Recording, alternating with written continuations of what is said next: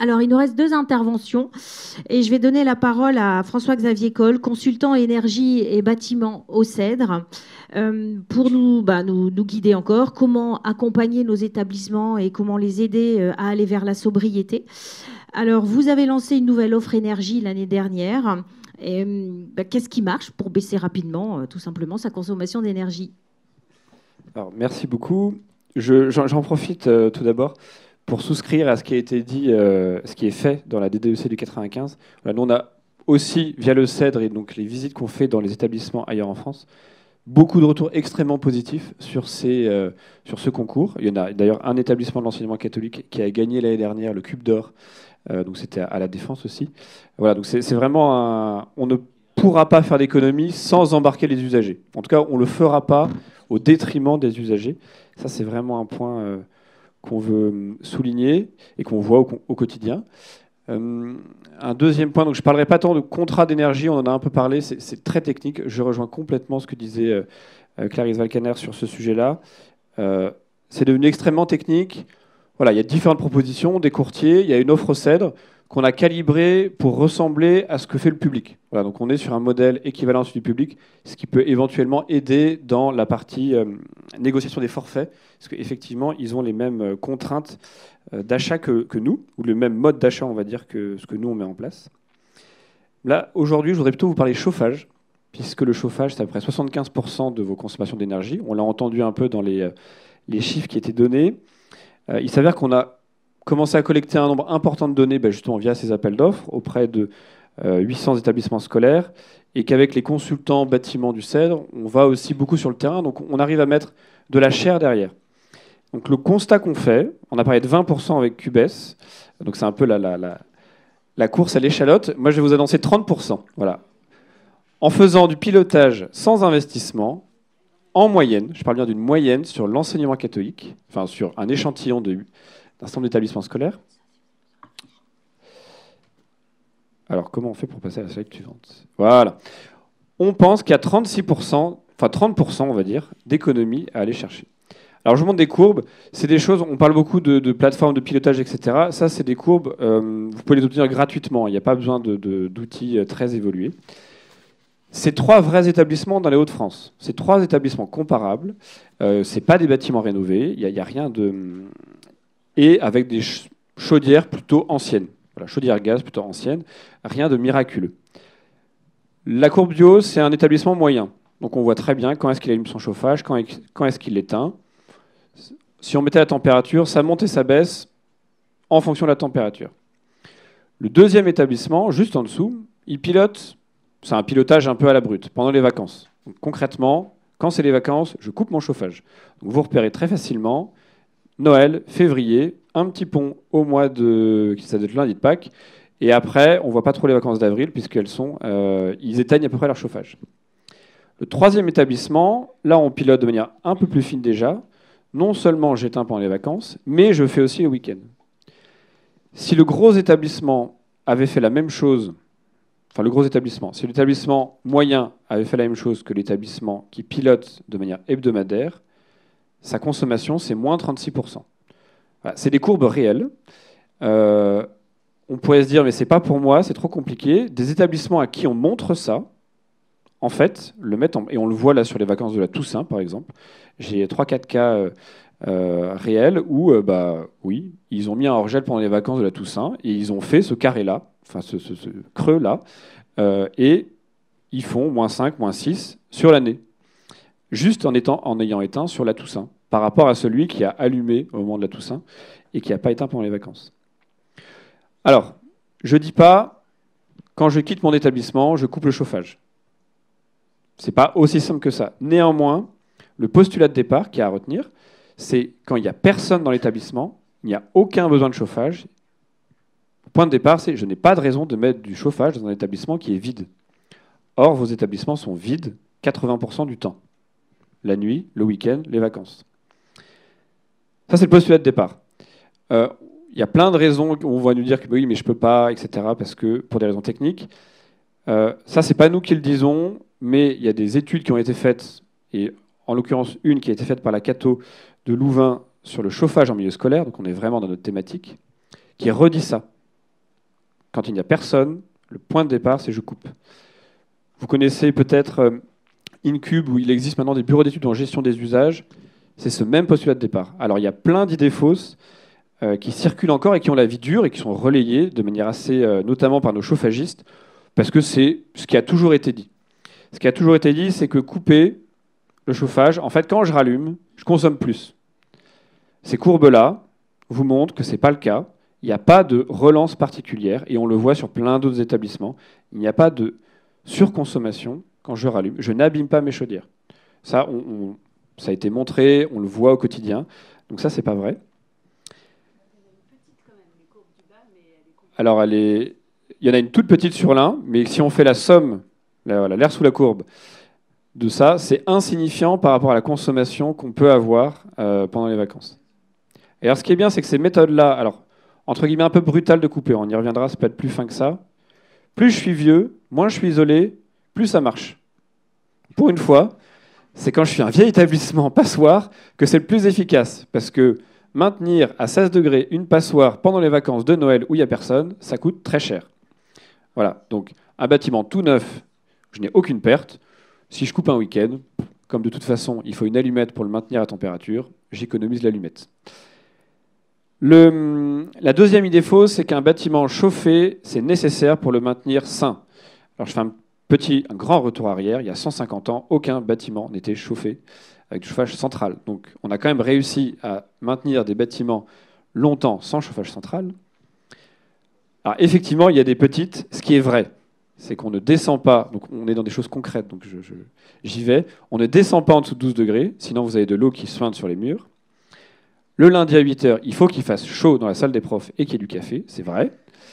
Donc effectivement, ce qui est vrai, et ça rejoint ce que vous dites tout à l'heure, ça prend un peu de temps à la direction, à l'agent de maintenance, à son chauffagiste, qui n'a pas forcément l'envie de mettre du temps, parce que son contrat, lui, il est fixe, il n'est pas au nombre d'interventions que ce soit. Voilà, donc il faut le solliciter, et parfois ça renacle un peu, mais quand il voit les résultats, il est plutôt content, parce qu'en général, il est quand même content de bien faire son travail.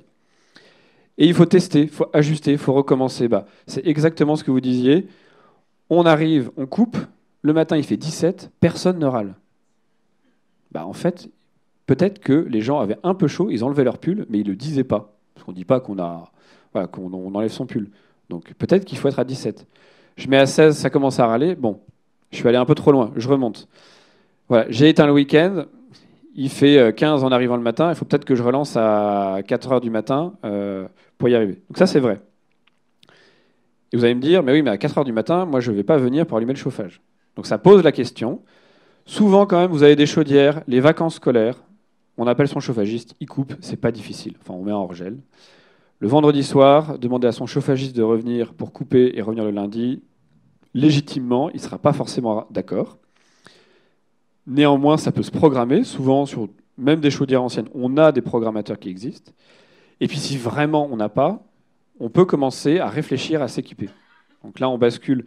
C'est mon deuxième point sur... On en parlera peut-être un peu après, et ça a été évoqué dans la vidéo. Vous allez beaucoup entendre parler de GTB, gestion technique du bâtiment, GTC, gestion technique centralisée, et aussi de décret BAX. Vous avez entendu parler du décret tertiaire, et il y a son petit frère, le décret BAX, qui oblige, entre guillemets, à s'équiper de GTB. Alors la GTB, attention, c'est un peu un mot fourre-tout. Ça veut tout dire et rien dire. Voilà, c'est un concept. Ce qui est bien, c'est que c'est un concept dans lequel on peut tout mettre. On peut tout faire avec la GTB. Un peu comme l'établissement qui vous présentait, on peut faire du contrôle d'accès, de la ventilation, du chauffage, de l'éclairage, piloter chaque salle individuellement. Voilà, il y a une palanquée de choses qu'on peut gérer. Le décret BAX ne dit pas qu'il faut une GTB. Le décret BAX dit qu'il faut suivre ses consommations, les historiser et piloter ses consommations. Voilà. Mais ça ne veut pas dire GTB. On est très prudent côté Cèdre. On avance aussi avec vous sur ce sujet-là. Des premiers résultats qu'on a pu avoir, c'est que moi, à titre personnel, je ne connais pas d'établissement scolaire équipé d'une GTB de plus de 5 ans avec une GTB fonctionnelle. Donc, je n'ai pas été mis en défaut parce que là, la GTB, elle a 3 ans, donc ça va. On verra dans 2 ans si elle fonctionne encore, j'espère. Mais on a beaucoup... J'ai présenté ça à un cercle des écoles sur Paris, sur la GTB. Je me suis pris une volée de bois vert de la part des attachés de gestion. Les 3-4 qui avaient déjà une GTB, mais étaient vent debout contre cette solution-là, notamment en disant « mais moi j'en ai une, je ne sais même pas comment y rentrer dedans, ça fait 5 ans qu'elle y est, on nous a dit qu'il fallait mettre ça, un peu plus, établissement construit en 2016. On m'a demandé de la mettre, je l'aime, mais je suis incapable de piloter ce truc-là, et puis j'ai pas le temps. » Voilà, donc là où on est prudent, c'est la GTB, c'est un très bel avion, mais qui va le piloter? On l'a vu, hein, c'est de très belles interfaces. On peut faire des choses magnifiques avec. Dans une tour comme celle-ci, c'est indispensable d'avoir un bel avion pour piloter la tour, vu tous les enjeux et la complexité. Néanmoins, c'est qui le pilote derrière? Si j'ai pas d'agent technique qui est capable de rentrer dedans, si j'ai pas le temps, a priori, c'est pas adapté pour moi. Donc, attention sur ce point-là, c'est quoi mon besoin? Est-ce que j'ai vraiment besoin de piloter? Parce qu'on peut tout faire. On peut piloter ces réseaux d'eau, on peut mesurer les températures dans toutes les pièces. Voilà, de quoi j'ai besoin? Est-ce que j'ai vraiment besoin de connaître la température dans toutes mes pièces? Est-ce que j'ai vraiment besoin de mettre un capteur sur tous mes WC? Voilà, donc de quoi j'ai besoin? C'est bon pour des sites très complexes, 30 000 m², plusieurs activités, matériaux neufs, de la ventilation. Effectivement, il y a un agent technique qui a l'air de maîtriser. C'est pertinent. Petite école, 2000 m², 10 classes, une directrice avec une décharge. A priori, une GTB, ce n'est pas forcément pertinent. La conviction qu'on est en train de se former au niveau du CEDRE, elle est de se dire qu'il existe des solutions plus simples, techniquement, financièrement, donc plus abordables, et qui sont concentrées là où les économies sont les plus grosses, en l'occurrence dans les établissements scolaires. Alors je prêche beaucoup plus, moi je travaille plus sur l'Île-de-France et les Hauts-de-France, donc voilà, sur le chauffage, qui sont les plus grosses consommations qu'on peut avoir. Il y a des solutions de pilotage du chauffage assez simplifiées qui ressemblent à ce qu'on peut voir chez le particulier. Or, les profs, les directions, souvent en fait, pour eux, l'école, c'est comme à la maison en plus gros. Donc c'est des solutions qui ressemblent à ce qu'on voit Schneider, Legrand, avec des thermostats connectés et des robinets thermostatiques connectés qui permettent facilement, via une interface, de jouer avec son chauffage et de régler. Il y a des programmes clés, enfin voilà, c'est déjà implémenté. Ce qui est intéressant à noter, donc nous on vient de référencer, on est en discussion pour mener des expérimentations avec des gens qui développent ça.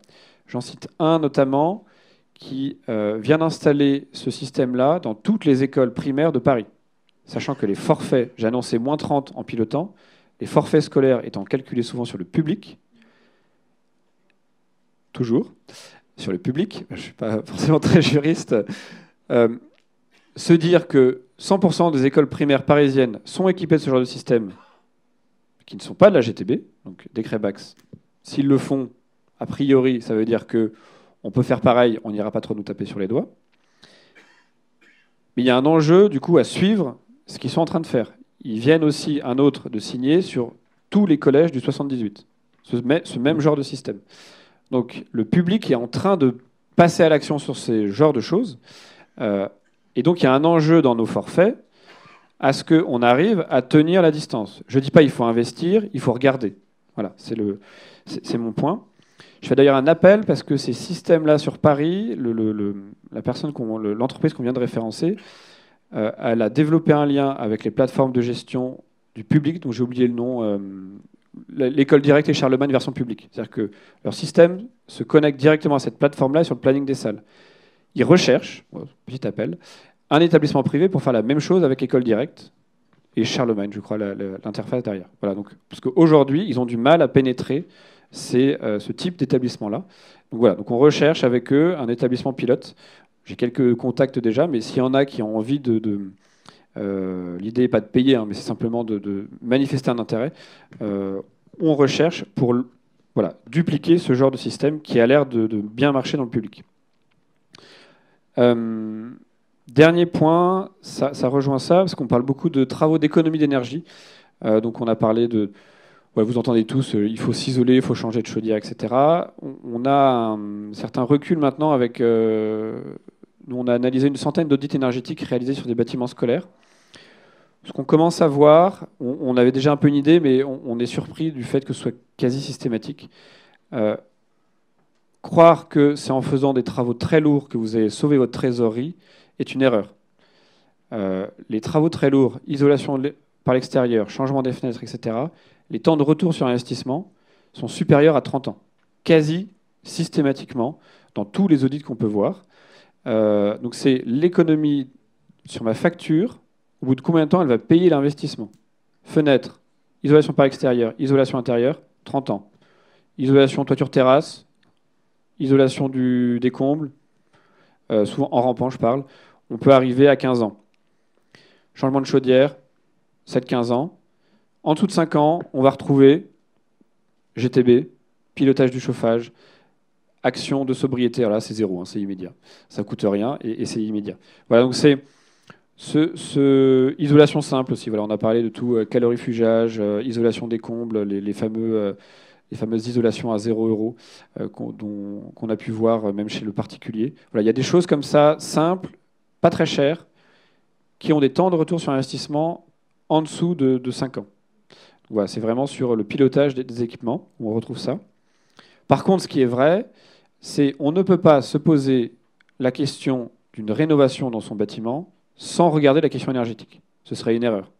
Voilà, si je fais un ravalement de façade, je me pose la question de faire plus. Si j'ai une chaudière qui est en fin de vie, je ne fais pas du 1 pour 1. Je ne dis pas, tiens, on a un adhérent qui a changé scolaire, qui a changé le 29 juillet, alors que la fin des chaudières fuel, c'était le 30 juillet, il a mis une nouvelle chaudière fuel. Il est en région parisienne. Donc en plus, il n'y a pas de... Le gaz, il n'est pas loin. Mais c'est, non, mais je n'ai pas pensé. Voilà, 1 pour 1.